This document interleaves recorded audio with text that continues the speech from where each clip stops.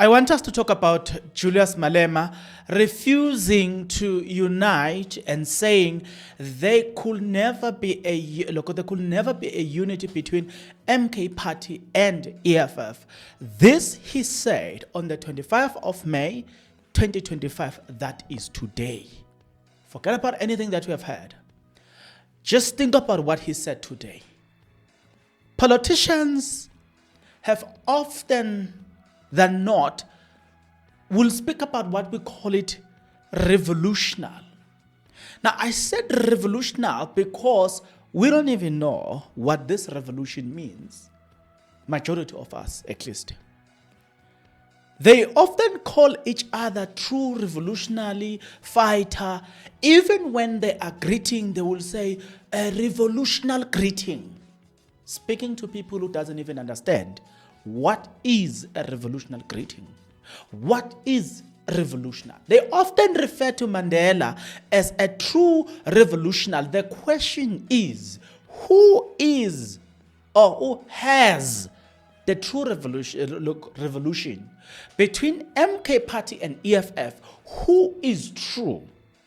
This I ask because if we can get to the crux of the matter, then we know that he who refused to unite with the other or the other one must have no true revolutionary and the other one, and then we know we need to follow the other one. But before we can go deeper and I bring you videos from these two people, EFF and MK Party, Floyd and Julius Malema, speaking about uniting, but park that. Now, let's start with how Julius Malema greets, because there's power in how he greets. It says a lot when he says this. Down with the ANC, down. Down with MK, down. Down with DA, down. Amandla. Thank you very much. Now, think for a second, right? Think just for a moment, a little minute, right? Just a minute. Think about this.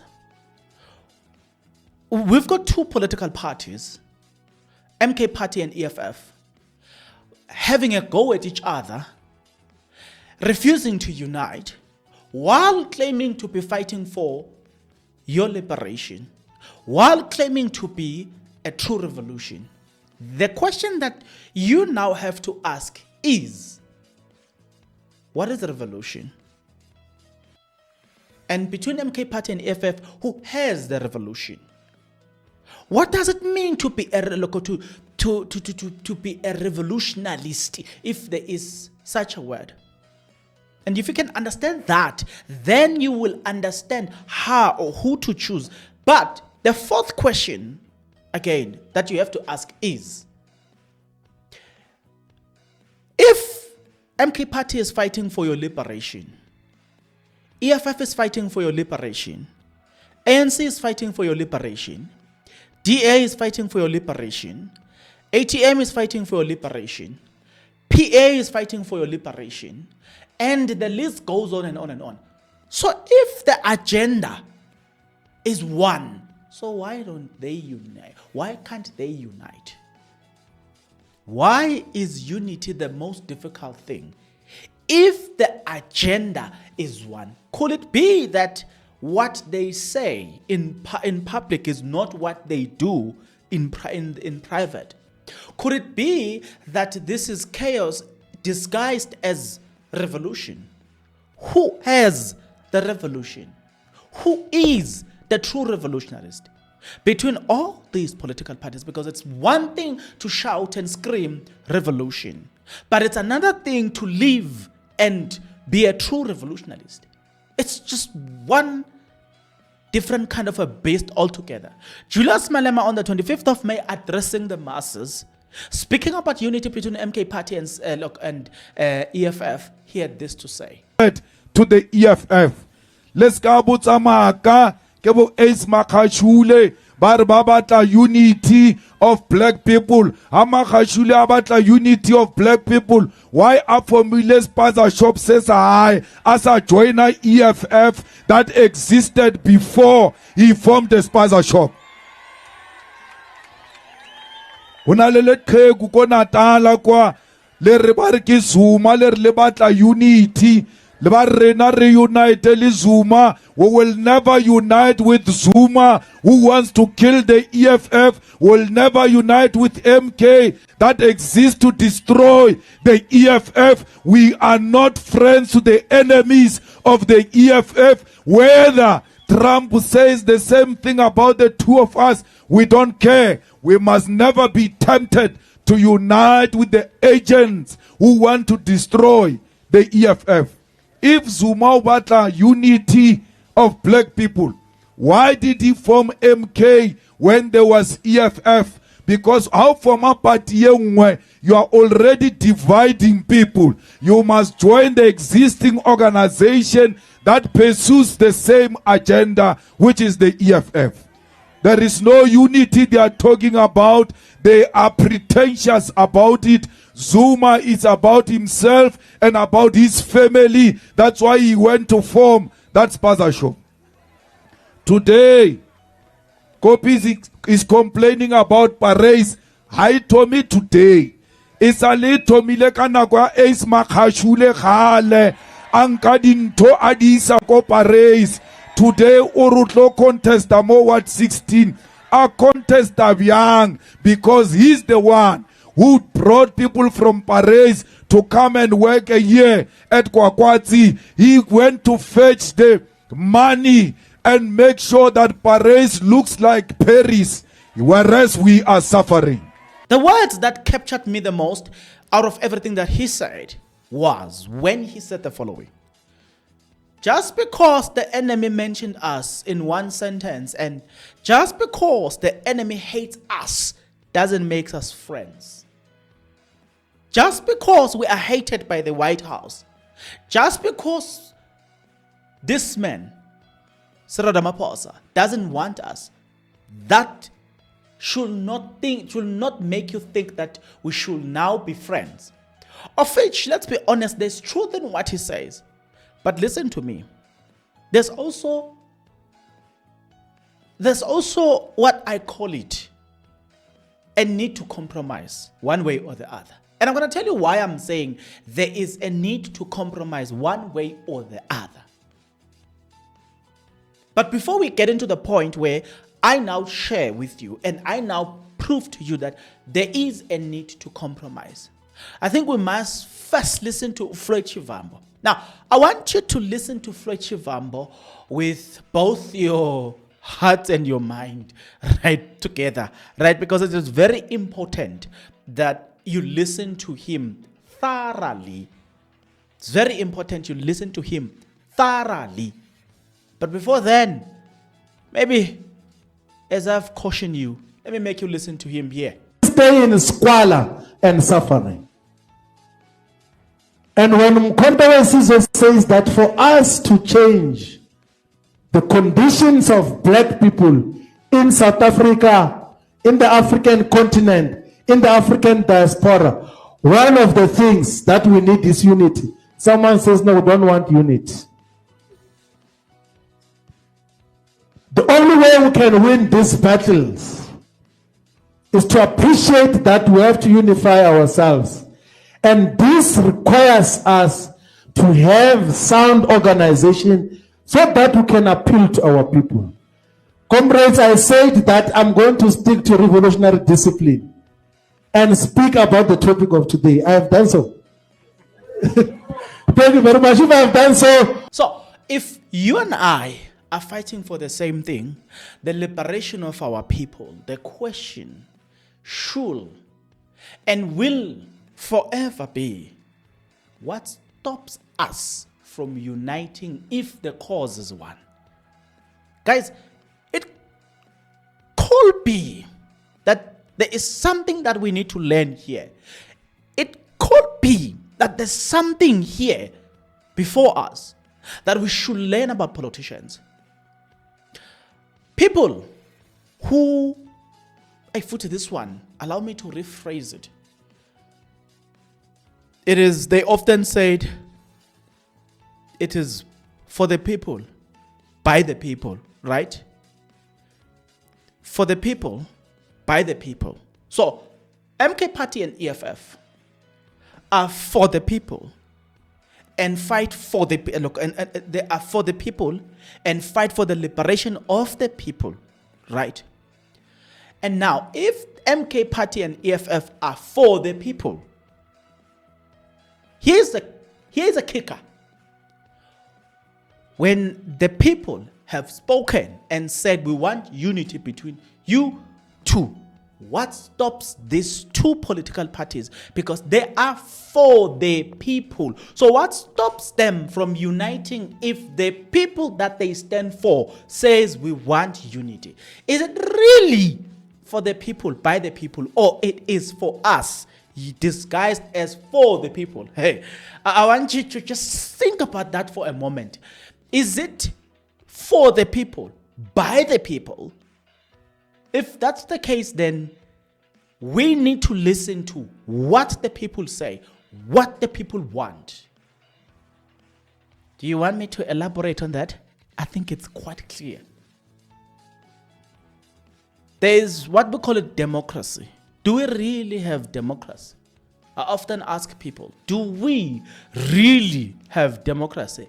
I strongly doubt that people in general, we have democracy. I've never seen a country that really have democracy or practice democracy.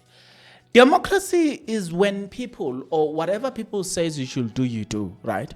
It's not about how you feel. It's not about what you think as a leader. It's about us as people deciding on what's good and bad for us, even if we are deciding, right, on a matter that has been pronounced before.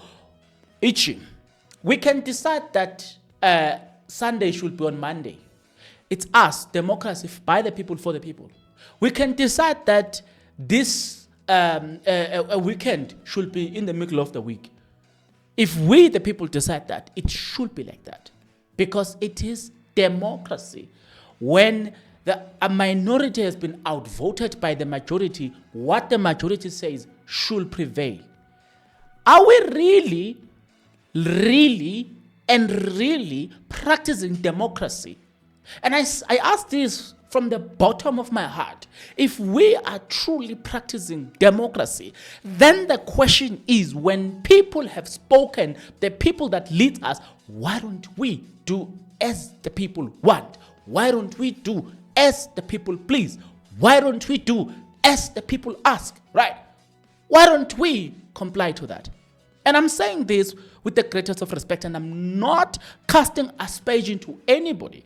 But I've always said to you, even from the beginning, if you followed me from the beginning, I've always said, when choosing a political party, you are choosing a better devil. These people, all of them, one way or the other, they're corrupt. It's a fact. One way or the other, these people are corrupt.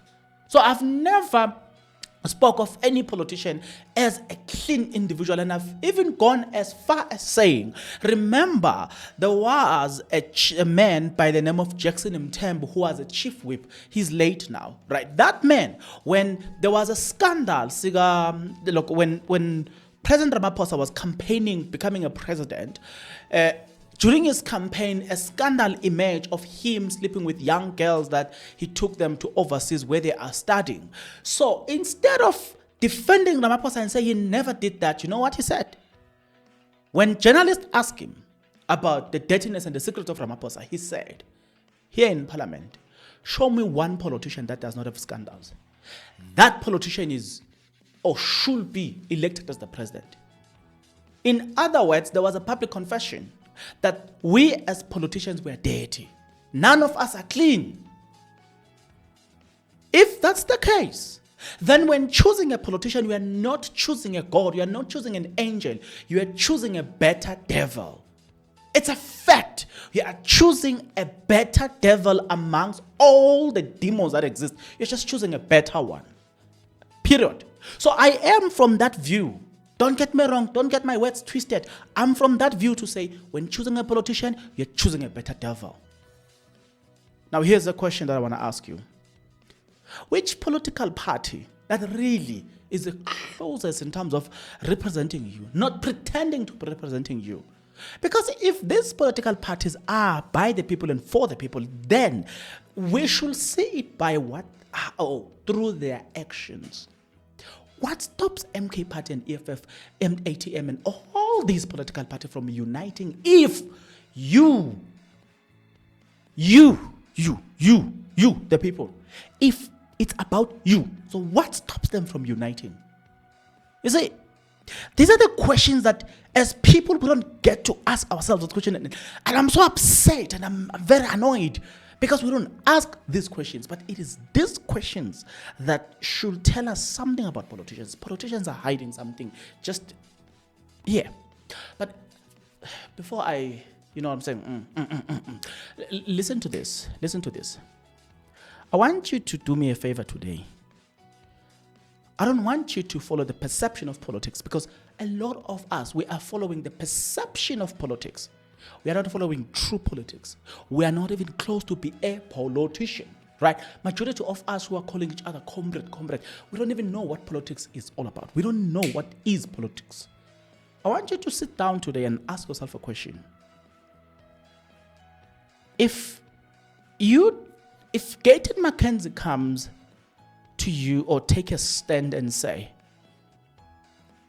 our number one priority is to stop MK Party and EFF from joining the government of national unity, the following question that you should ask Gayton McKenzie is, so if your number one priority is to stop another political party, what do you really exist for? Do you still remember Gayton McKenzie saying that live on camera? Our number one priority is to stop MK Party and EFF from joining the government of national unity. These are corrupt people. They are going to mess up things. If politicians have got such an audacity to think that their existence is to stop one another from contesting or from taking over power, and you still are foolish enough to think that they will liberate you, there's something wrong with us. We need to start asking the right questions from these people to say, what really do you stand for? You should never, Gayton McKenzie and his party should not be forgiven for publicly saying that our number one priority is to stop MK Party and EFF. That should not be forgiven. DA, their stand on MK Party and EFF, that they make it their first priority, such that they even go as far as White House to confess that their number one reason they are in the GNU is to stop MK Party and EFF. That alone should tell you that you should not be even thinking to vote DA, because you are not the number one priority. The number one priority is another political party. But how many more of those political parties that are hiding and disguising themselves as revolutionaries who are fighting to liberate you, right? It's about time people sit down and think about it before the local elections. And if you come across the right one, then make a decision. Do not vote a political party or a person who disguise themselves as fighting for your liberation, revolutionary greeting. But in action and reality, they are basically contesting power, wanting more power, and making sure that they close the taps for others. But you are never even a priority. You know, I will understand if they are contesting power and fighting each other, but that becomes a fourth priority. You still remain the priority. But the fact that you have shifted from number one, you are number three, right? But they're still going to come back on 2026 and convince you that you are number one priority. But on media platform, they took a mic and said it out loud that you are not the number one priority. How foolish must you be to think that come the next year general election 2026 you will still be voting for them? Come 2009 26 is local election. 2029 is general election. You'll be foolish enough to fill up the stadium for a party that tells you you're not the number one priority. You'll be foolish enough to vote for them in 2006 local government elections. You're voting for people who told you that you're not a priority. You will be foolish enough to even go after them, taking their t-shirts, but they told you before that, 2025, they were telling you on the media platform that you are not our number one priority, but you will be there voting for them. I know we digressed from MK Party and EFF, but it is necessary that we digress, because that which is happening between the two political parties should ignite a conversation from each and everyone who will participate in voting.